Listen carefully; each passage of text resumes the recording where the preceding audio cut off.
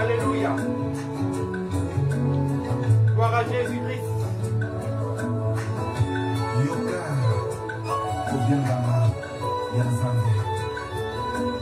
Que le nom de Jésus soit béni. Oh my God. Be blessed.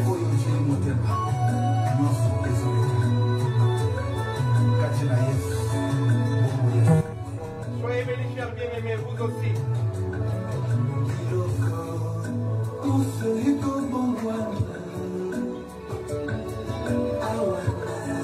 Que Jésus-Christ notre Seigneur soit loué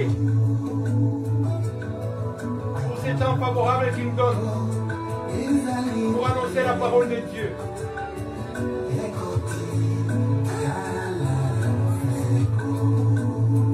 Son nom est merveilleux, le nom de Jésus. Oh, alléluia.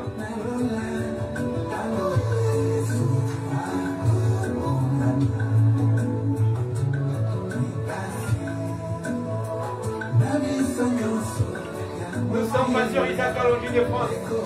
Nous sommes votre frère. Nous venons pour vous annoncer la parole. Rien que la parole Père. Rien que la parole ma mère, ma soeur, mon frère. Tant de Père d'amour m'a créé pour annoncer la parole. Il m'a donné une mission spécifique. Quel privilège. Oh, alléluia.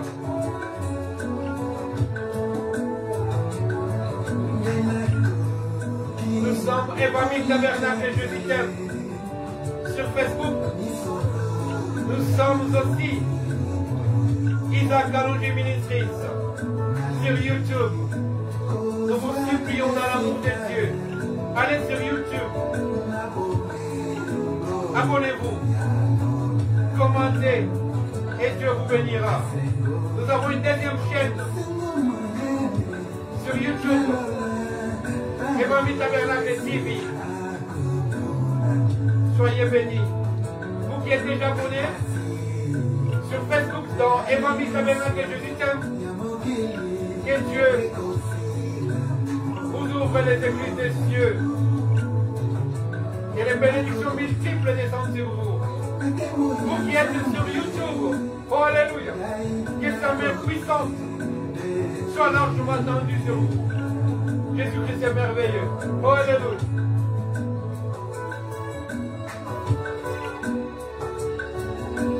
Soyez bénis, chers frères. Soyez bénis, chères sœurs.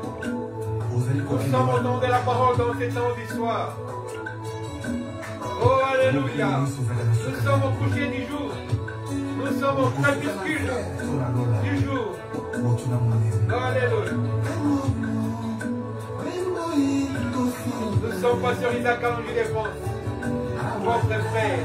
Nous venons juste pour vous annoncer la parole sans ajout, la parole simple, la parole pure, la parole limpide et potable. Oh alléluia.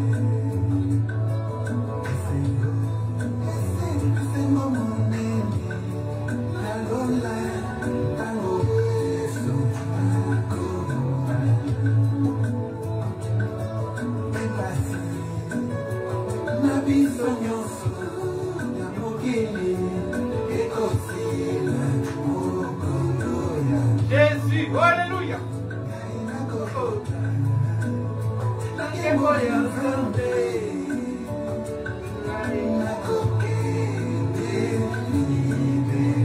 Maranatha, Ramama, Rendere, Gloria, alléluia, Jésus, oh, alléluia.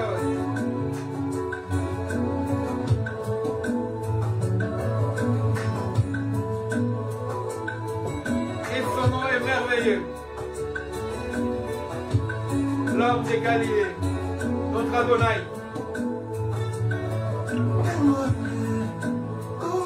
Abonnez-vous, chers bien-aimés, partagez, commentez, likez, et Dieu fera le reste dans votre vie.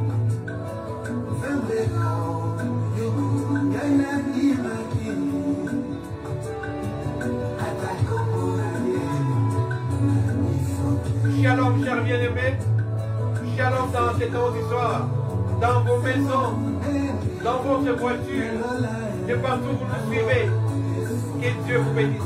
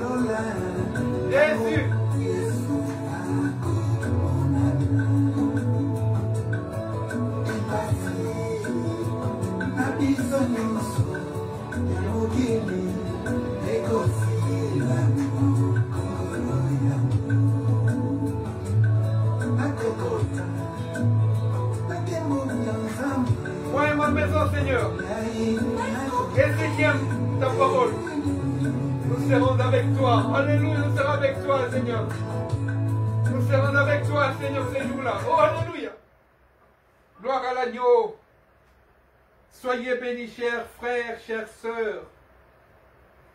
Nous avons le plaisir d'être devant vous. Nous sommes dans la joie d'être devant vous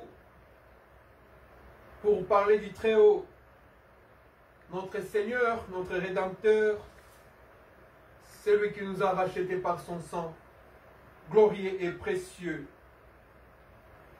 Nous sommes aujourd'hui au temps où la parole de Dieu doit être annoncée dans toute son intégralité, sans ajout, sans retrait et sans chichi, sans fantaisie. La parole pure, la parole potable et limpide dans ces temps où la lumière de Dieu doit luire pour nous montrer la vérité. Il est dit dans sa parole: vous connaîtrez la vérité et la vérité vous affranchira. Affranchir, c'est libérer. La vérité doit nous rendre libres. Il n'y a pas plus de liberté qu'en Jésus-Christ. Il n'y a pas plus de joie qu'en Jésus-Christ. Il n'y a pas plus de privilèges qu'en Jésus-Christ. Il n'y a pas plus d'avantages qu'en Jésus-Christ. Il n'y a pas plus d'amour qu'en Jésus-Christ. Il n'y a pas plus de paix qu'en Jésus-Christ. En Jésus, il y a tout.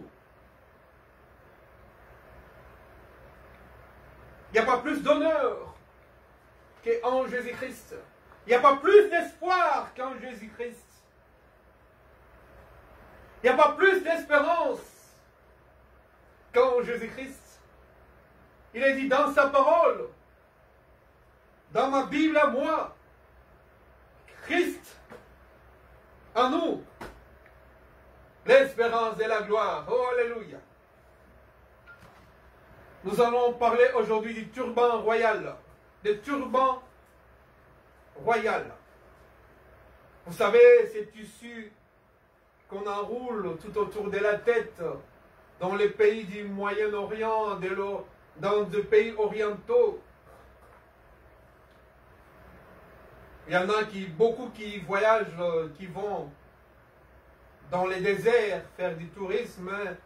Ils sont obligés des fois à porter du turban Mais aujourd'hui, nous allons vous parler du turban royal dans Ésaïe 62, où nous allons tirer notre portion de la prédication d'aujourd'hui. Mais nous allons vite basculer après cette lecture dans le Nouveau Testament. Ésaïe 62. Nous allons prendre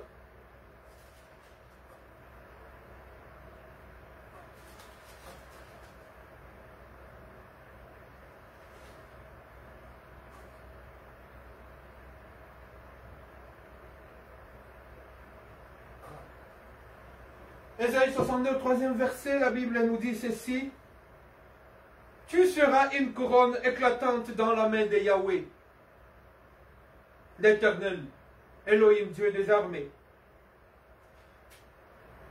Un turban royal dans la main de ton Dieu.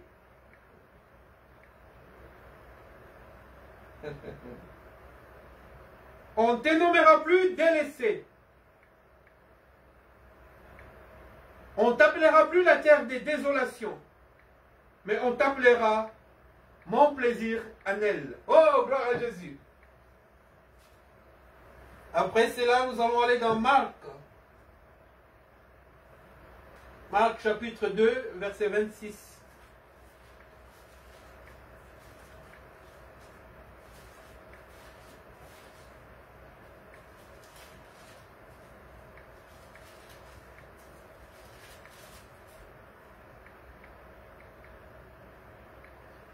Et la Bible nous dit ceci.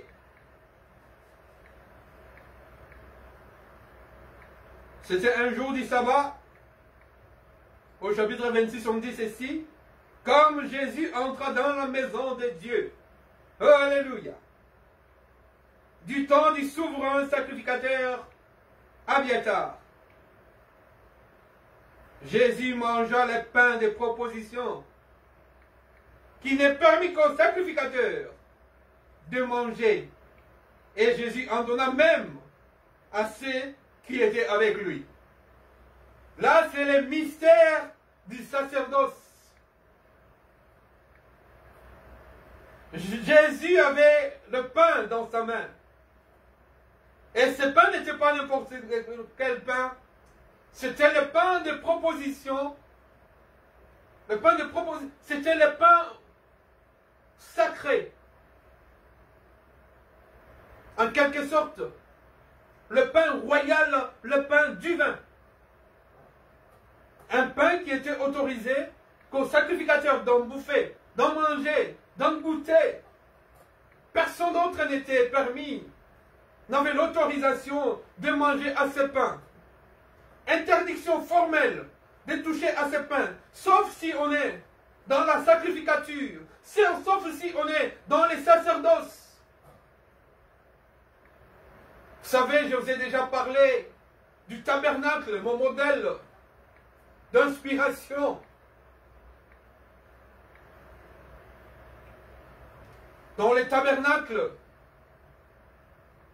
il y avait d'abord le parvis selon la construction de l'architecte royal, magnifique, excellent, merveilleux, précieux, architecte, qui avait montré le modèle à un autre architecte terrestre, qui était Moïse. Et Moïse devait transmettre cette architecture céleste qu'il avait vue à la montagne, que Dieu lui avait montrée pour construire les tabernacles. Et Moïse a construit les tabernacles selon le modèle que Dieu lui a montré. Donc marchez selon le modèle que Jésus-Christ nous a montré. Vivez selon le modèle que Jésus-Christ nous a montré. Vivez selon le modèle. Les gens qui travaillaient pour la construction du tabernacle ont suivi ce que Moïse a dit. Moïse le prophète. Et nous devons marcher sur les pas de la prophétie pour savoir ce que Dieu dit en ces temps. Pour travailler dans ces sacerdoces, dans cette sacrificature, selon le modèle que Dieu a montré à son serviteur. L'apôtre Paul dit, soyez mes imitateurs, comme je suis imitateur de Christ Jésus. Et je vous parlais du tabernacle. Moïse a transmis les modèles, ils ont commencé à construire les tabernacles. Il y avait d'abord,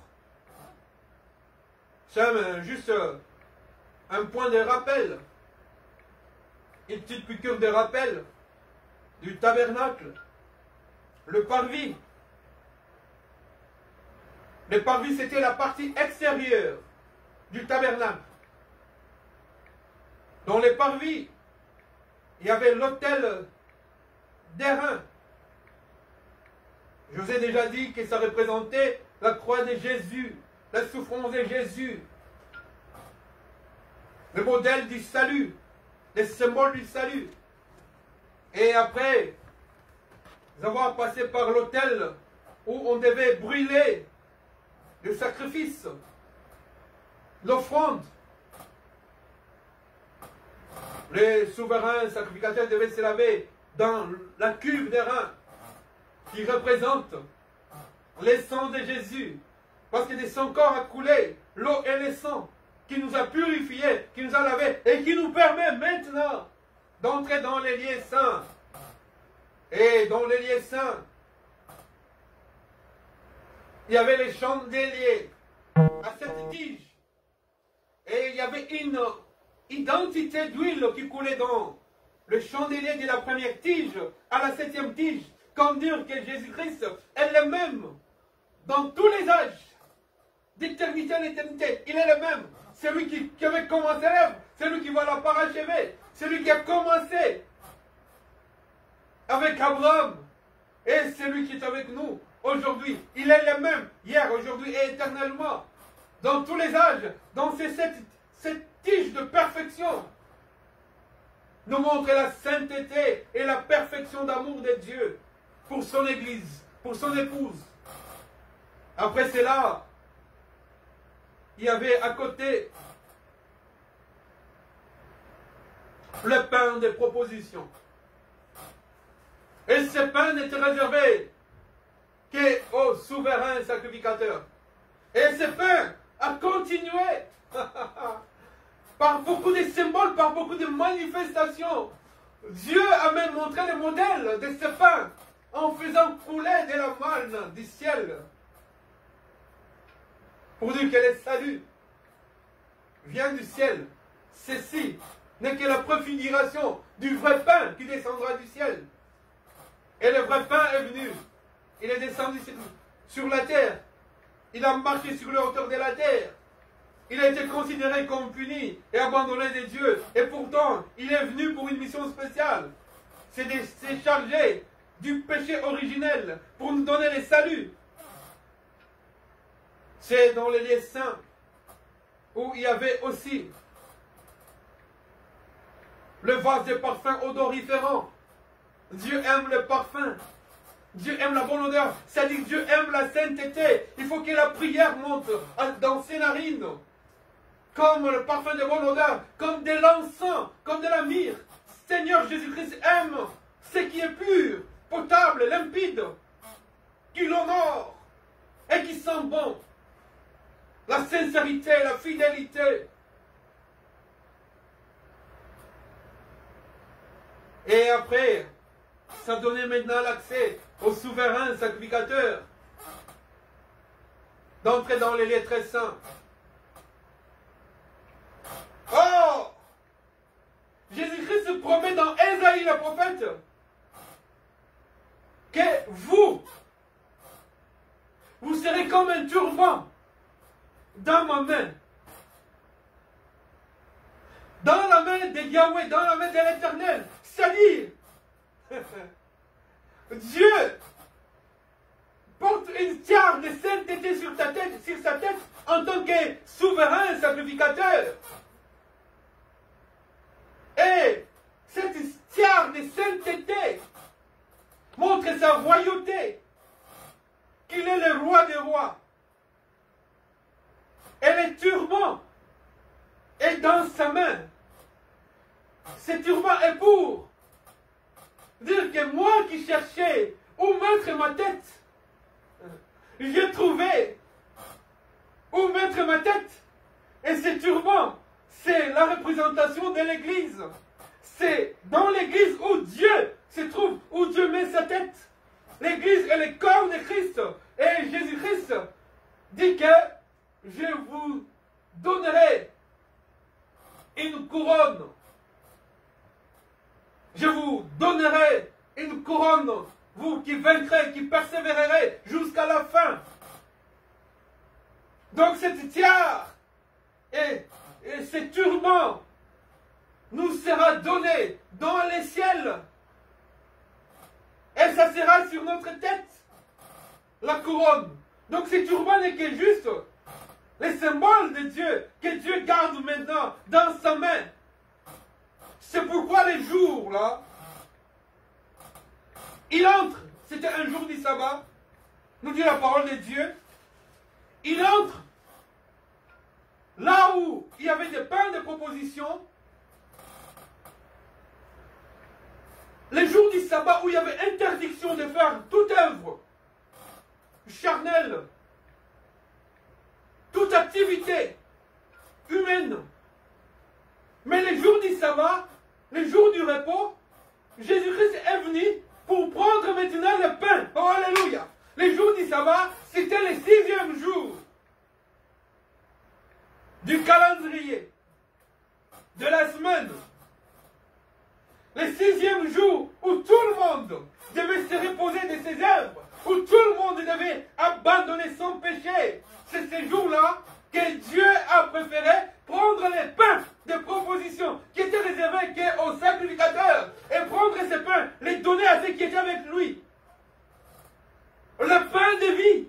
Donc le 6e jour, Jésus-Christ transmet la vie dans sa parole. Et cette parole, il la donne à l'Église, à son épouse, à sa femme.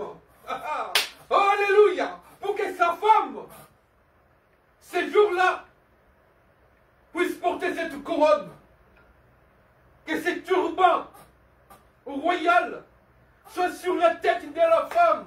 Et cette tête n'est personne d'autre que Jésus-Christ lui-même. Il est la tête de l'Église. Et cette Église est dirigée par cet homme qui a accepté l'opprobre, l'ignominie et la honte, mais qui a préféré venir sur cette terre pour donner son pain. Quiconque mangera de ce pain n'aura plus faim. Je suis le pain de vie.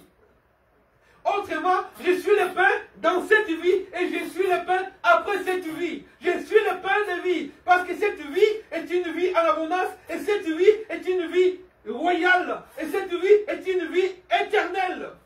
Oh, alléluia! Et cette éternité nous remet avant la fondation du monde parce que lui, il a l'agneau de Dieu prédestiné avant la fondation du monde pour notre salut. Et quand il donne de son pain, c'est-à-dire il donne de son corps pour le manger. Oh, alléluia! C'est pour nous donner l'éternité. La semaine prochaine, nous parlerons de la prédestination. L'agneau de Dieu, prédestiné avant la fondation du monde pour notre salut, est un pain de vie. Le pain même, pas un, mais le pain. Le pain de vie, c'est Jésus. Qu'est-ce que j'aime le pain? Même le pain matériel, physique, comme ça de la boulangerie. J'en raffole, j'aime beaucoup. Le pain est bon. Le pain est bon. Mais le véritable pain de Dieu, la manne cachée, le pain de proposition, le pain du soir, c'est Jésus de Nazareth de Galilée. Et il nous donne de ce pain où il y avait interdiction. Parce que les jours du sabbat, il était interdit de toucher à toute activité humaine, de faire une activité, d'exercer une activité humaine. Mais il est venu, il a pris l'ordonnance dont les actes nous condamnaient, il a déchiré. Et la Bible nous dit que les jours de sa mort, le voile était déchiré. Oh, alléluia! L'accès était maintenant libre. pour entrer dans les lieux très saints. Voilà pourquoi je vous ai parlé du tabernacle. C'est-à-dire, quand il est venu nous donner le pain, il est monté au ciel. À la croix, il a dit, tout est accompli. Et même beaucoup plus, il a dit, Père, je n'ai perdu aucun de tout ce qui m'a été donné dans les ciels. La vie, c'est Jésus. Le pain, c'est Jésus. L'éternité, c'est Jésus.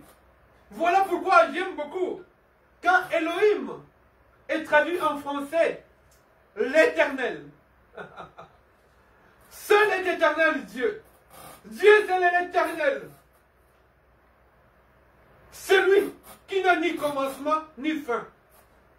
D'éternité à l'éternité, il est Dieu. Mon fils me posait la question. Et cette question, moi-même, je me la posais quand j'étais enfant. Il m'a dit, mais papa, mais c'est qui a créé Dieu? Moi aussi, quand j'étais enfant, je me posais cette question. Bon, au commencement, était Dieu. Mais Dieu, avant le commencement, qui l'a créé? Il était où? Il était où? Il y avait quoi? Mais il est celui qui n'a ni commencement, ni fin. Au commencement, Dieu était là. De l'éternité à l'éternité, Dieu est Dieu. D'éternité à l'éternité, il est Dieu. Il n'y a pas de commencement, il n'y a pas de fin. Il est Melchisedec. Il est celui qui n'a ni commencement, ni fin. Voilà pourquoi il vient nous donner ce pain, et ce pain est une vie. Et la vie éternelle, pas une main là, la vie éternelle. Les turbans dans la main de Dieu, c'est cette couronne qui nous est réservée pour que nous puissions accéder à la vie royale avec le roi des rois. Il est dit dans la vie, il est dit dans les livres prophétiques de l'Apocalypse, la prophétie par excellence, que sur sa cuisse était écrit le roi des rois. Oh, alléluia! Que le roi des rois, Jésus de Nazareth de Galilée, règne dans ta vie, dans ta famille. Donne ta vie à Jésus. Que le roi des rois règne dans ton esprit. Que le roi de gloire règne dans ton entreprise, dans ta famille. Que le roi des rois règne dans ta foi. Que le roi des rois règne dans ton corps. Que le roi des rois règne dans ton âme. Parce que le règne qui vient est un règne royal et éternel. Et il vient bientôt. Nous sommes au temps où l'épouse, la femme de Christ se prépare pour aller à la rencontre du Seigneur dans les airs. Que Dieu vous bénisse. Nous sommes votre frère, Pasteur Isaac Kalonji des France. Que Dieu bénisse cette parole. Partagez-la, bien-aimés. Allez sur YouTube, Isaac Kalonji Ministries. Nous cherchons des abonnés. Nous en avons très peu, vraiment très peu sur YouTube. Amenez-nous des abonnés sur YouTube, Isaac Kalonji Ministries. Nous avons besoin d'explorer encore des endroits lointains par le média. Annoncer cette bonne nouvelle sur YouTube en direct, mais il nous faut un grand nombre d'abonnés. Chers bien-aimés, amenez-nous des abonnés, Dieu vous bénira. Nous sommes sur YouTube, Isaac Kalonji Ministries. Nous sommes sur Facebook, Pasteur Isaac Kalonji des France.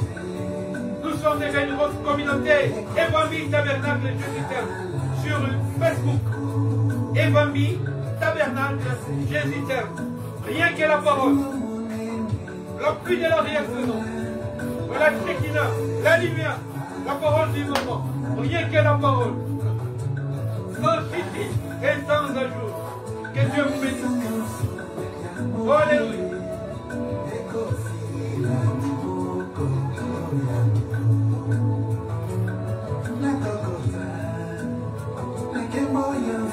Jésus.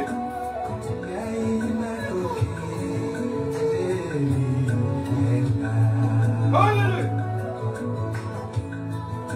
L'Esprit vous dit, viens. Jésus, viens. Oh, alléluia.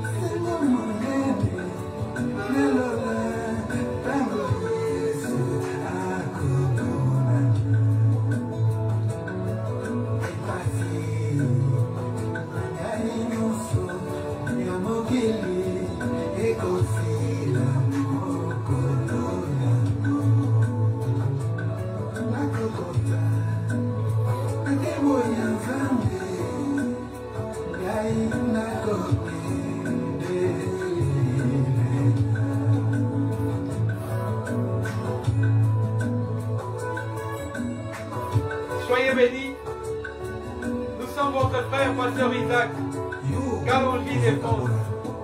Nous annonçons rien que la parole. Frère, soyez bénis.